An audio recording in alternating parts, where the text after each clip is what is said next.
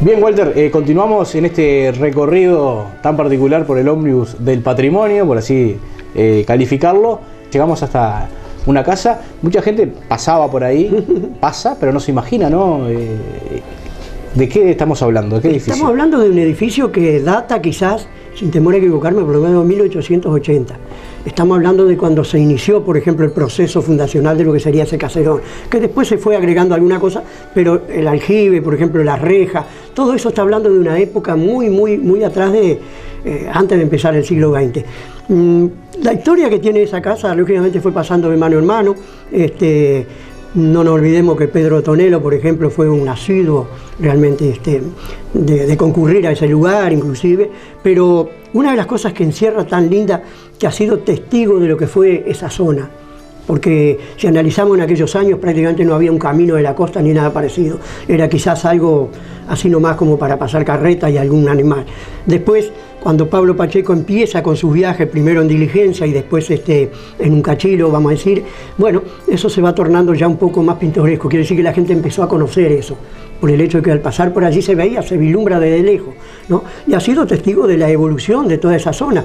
No debemos olvidarnos que esos campos en primer lugar pertenecieron a Juan María Pérez, después Supervis, que inclusive fue uno de los que vendió esa cantidad de terreno allá por 1922, en cual yo conservo una lista que me acercó una persona de la zona, de la cantidad de gente que pedía un préstamo en el banco. Estamos hablando para comprar, por ejemplo, una parcela, qué sé yo, una hectárea, por ejemplo, de 1.200, 1.300 pesos. Con eso le alcanzaba para comprar realmente un pedazo inmenso de campo, en la cual, bueno, criaban algún animal y todo esto. Y esta casona ha sido testigo de todo lo que ha sido todo ese proceso.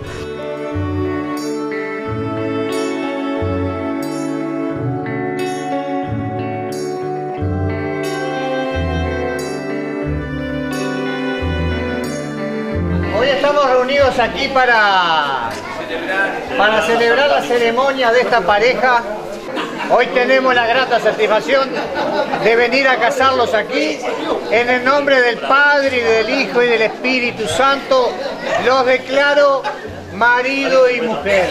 Pueden besar a la novia. Mi amor, vamos a besar.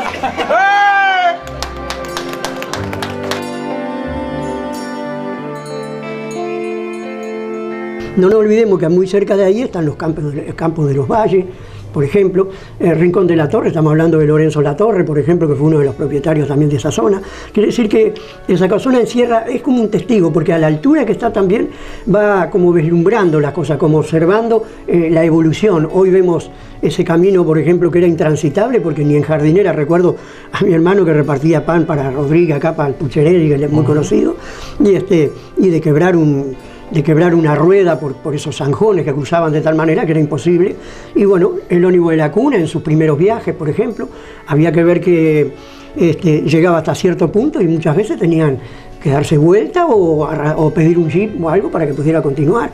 La evolución del puente, por ejemplo, en la década del 60, el puente grande de Valdés, comandado o con el contratista en aquel entonces era el Chiche Sellane, y bueno, y ahí está esa casona, presentando y cada año con más testigos, o sea, se va adaptando a las nuevas generaciones. Hay que ver lo lindo que nos trataron, inclusive cuando fuimos. No debemos olvidarnos que la gente se divirtió mucho vistiéndose con ropa de época, muy bien atendido por los dueños de casa. Quiere decir que es un lugar realmente que, bueno, a veces no es que pase desapercibido, está muy cuidadito, pero está a la orden de quien, lógicamente, con cierta autorización pueda pedir permiso para ir a conocer ese lugar. Se construía alto en la época, ¿no? Yo considero que tiene que haber sido por dos cosas. Cuando la casa no se construía en lugar alto por las inundaciones, generalmente era por el tema de los miradores, ¿no? Porque estamos hablando de que si hablamos de la época de eso, bueno, pasó varias revoluciones, no nos debemos olvidar, por ejemplo, la de 1897, también la de 1904. También no te olvides que cuando la dictadura de Terra también hubo un proceso realmente donde inclusive grandes personajes de la literatura y todo, bueno, quisieron lograr enfrentar y derrocar a Gabriel Terra, al dictador, ¿no? Quiere decir que hay cosas que una casa, cuando uno conoce un poco la historia dentro de lo que es y va narrando la cantidad de años que ha sucedido, bueno, eso lleva un proceso de testigo, ha sido un testigo mudo, pero realmente aún está en pie no hay una rajadura, la hemos visto muy bien, los dueños de casa nos hicieron recorrer todo eso, y bueno, está en un punto alto, sí, precisamente, quizás haya una diferencia, no sé, pero no menos de 20 metros si tomamos con referencia a la calle.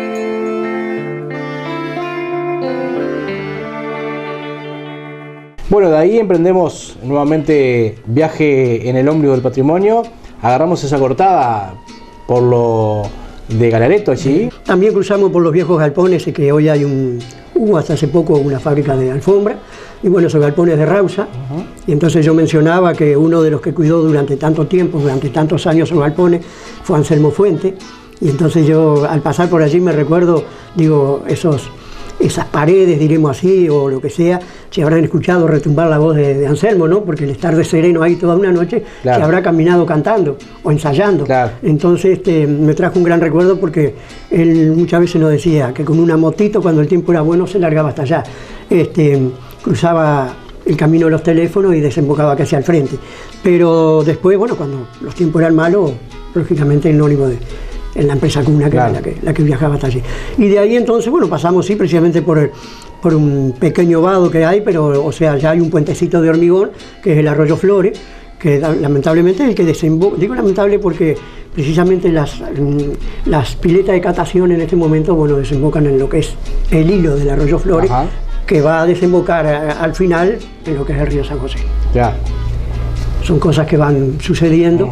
Y bueno, y de ahí entonces continuamos hasta desembocar lógicamente en el camino que lleva a Buyental.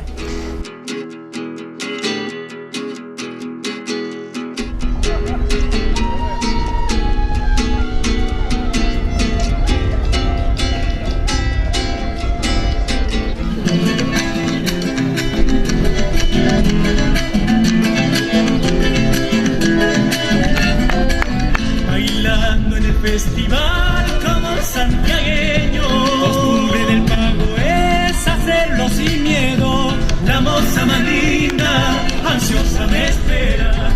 Atácate que voy, mi amor, con ganas de mudanciar. Quiere el corazón repicar, el alma y enamorar. Se van arrimando otros bailarines, comienza mucho a gustar, porque todos quieren bailar y la fiesta se agranda más. Con puentes y palmas, bailando este gato estoy como santiagueño. Nos esperaba también una grata sorpresa, más allá de un grupo de danza que nos esperaba, los propietarios para hablar un poco de la historia, una exposición fotográfica, pero también un dato que se descubre de que ahí vivió nada más y nada menos que José de Buyental.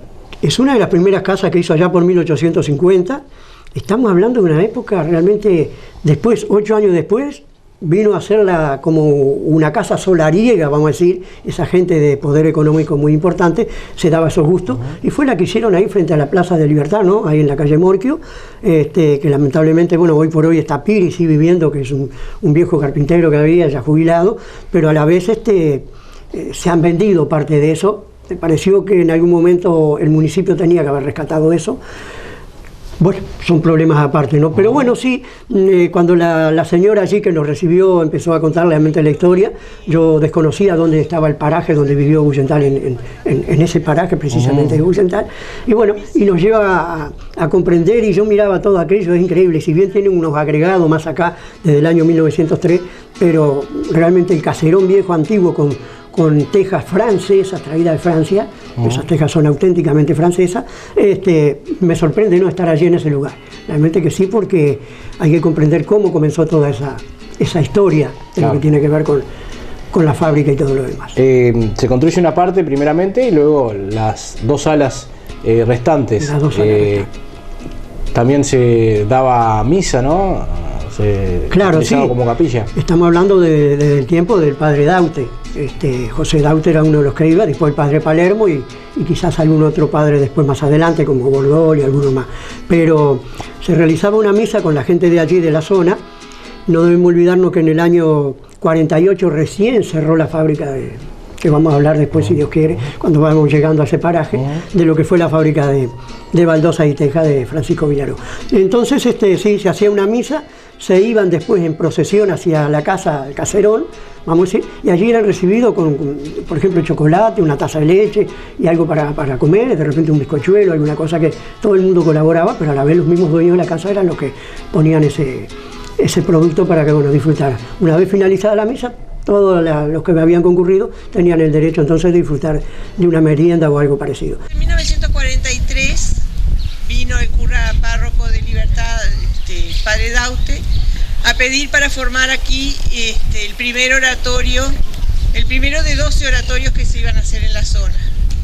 Y ahí nació el oratorio San Francisco Javier.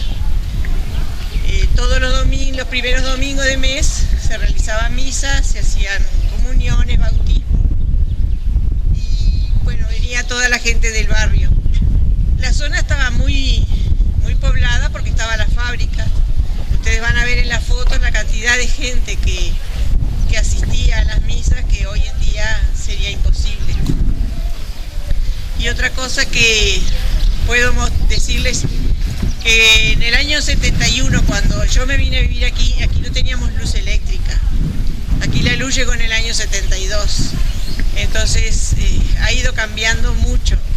Allí en el corredor hay unas macetas colgando de unos soportes de fierro, que esos eran donde se colgaban los faroles de querosén para iluminarnos, porque no teníamos luz.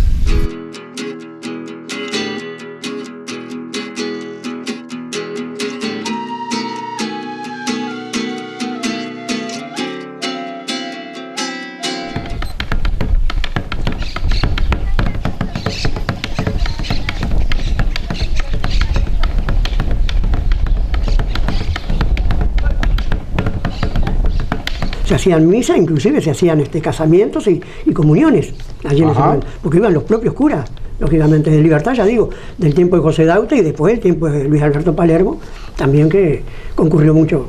Lo habremos visto tantas veces salir de repente para esa zona, ¿no? Una riquísima historia, sin lugar a dudas, previo a lo que es Buyental, ¿no?, que ya vamos a hablar en el último bloque. Claro.